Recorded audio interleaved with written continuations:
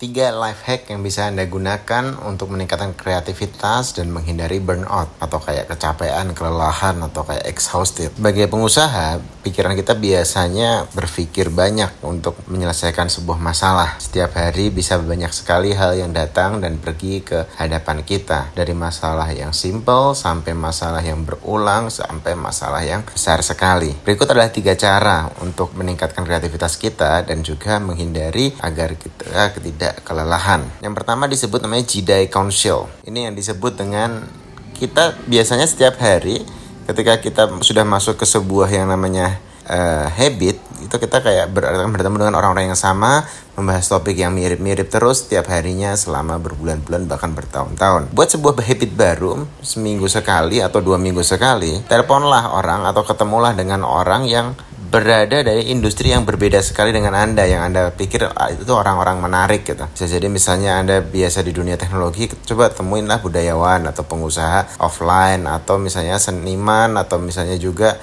atlet olahraga atau apapun. Atau misalnya Anda biasa bergerak di bidang sosial, cobalah main ke dunia teknologi, corporate, atau dunia-dunia yang kadang tidak ada hubungannya dengan Anda. Cari satu orang kenalan Anda itu, kontaklah dia, telepon, dan ngobrol lah panjang lebar, atau ketemu dengan dia untuk berbicara, berdiskusi, tukar pikiran. Anda tiba-tiba akan seperti refresh gitu ketika Anda membicarakan topik lain selain topik kerjaan yang biasa sehari-hari Anda lakukan. Jadi lakukan di waktu luang, Anda nggak akan kehilangan apapun, tapi Anda akan mendapatkan insight-insight yang menarik dan juga perspektif yang berbeda. Kadang kita udah berbulan-bulan atau bertahun-tahun dengan orang-orang yang sama, akhirnya perspektif kita selalu yang seperti itu saja. Tapi ketika kita bertemu dengan orang dari industri yang lain, atau orang yang kita pikir menarik, atau kita pikir memiliki value yang bisa di-share, kita akan mendapatkan banyak hal di situ. Anda bisa bertanya tentang apa yang mereka pikirkan, tentang apa yang sedang mereka kerjakan, atau Anda bisa minta nasihat ke mereka. Kita coba dengarkan nasihat dari orang-orang dari background yang berbeda tersebut. Yang kedua adalah aksiden atau kecelakaan yang kita plan. Apakah ini gitu? Otak kita seperti halnya manusia lain ya, senang dengan habit, kebiasaan. Kenapa? Karena nggak perlu mikir, karena nggak capek, dan energi dipakai untuk mikir sesuatu hal yang belum pernah kita lakukan. Tapi coba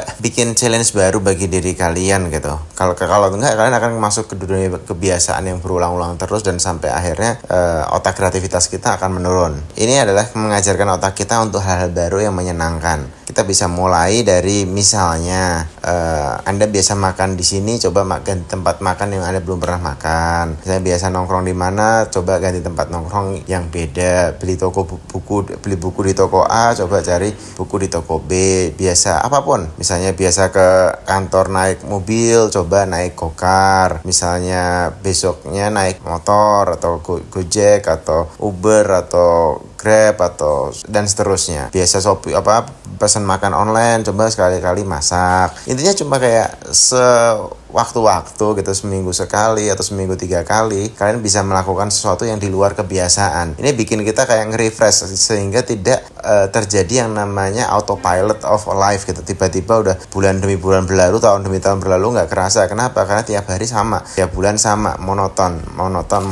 Bagus nggak sih? Habit itu bagus banget ketika habitnya bagus. Tapi kita juga kadang perlu ada sebuah hari atau momen dimana kita merefresh hal-hal yang biasa kita lakukan dengan hal baru, sehingga otak kita juga mengalami pembelajaran. Memang agak lelah, tapi pembelajarannya jadi menyenangkan ketika kita melakukan suatu hal yang baru. Misalnya tiba-tiba Anda main golf deh 3 jam, walaupun yang sederhana, atau main bowling, atau misalnya bisa jadi belum pernah naik kuda, atau skydiving, terjun payung gitu. Itu hal-hal yang bisa kita lakukan seminggu 2 minggu sekali, tapi tiba-tiba otak kita akan makin melar karena kita melakukan hal-hal baru, sehingga otak kita belajar lagi. Yang terakhir, menarik, do nothing. If you don't know what to do nothing. But really, nothing. Do not deceive yourself. Nggak boleh sambil nge-scroll Instagram, nonton TikTok, atau lihat Netflix, atau YouTube, atau baca buku, atau ngobrol sama orang. Bener-bener nothing tuh nothing gitu. Bener-bener kayak cuma duduk di sofa, mungkin ngeliatin atap gitu, bengong dah gitu aja. nggak usah ngapa-ngapain. Kalau misalnya nggak nyaman posisinya duduknya, ya pindah tempat, ganti tempat duduk atau ganti posisi, tapi beneran nggak ngapa-ngapain gitu, nggak megang handphone, nggak megang buku, nggak sama orang lain, bener-bener nggak ngapa-ngapain. Selamat, itu artinya Anda sedang meditasi. Ini penting banget karena biasanya hidup kita penuh dengan distraction, gangguan, selalu ada orang, selalu ada handphone, internet, ngobrol, pikir macam-macam dan seterusnya. Sekarang nggak usah mikirin apa-apa, nggak usah ngelakuin apa-apa, nggak usah ngapa-ngapain.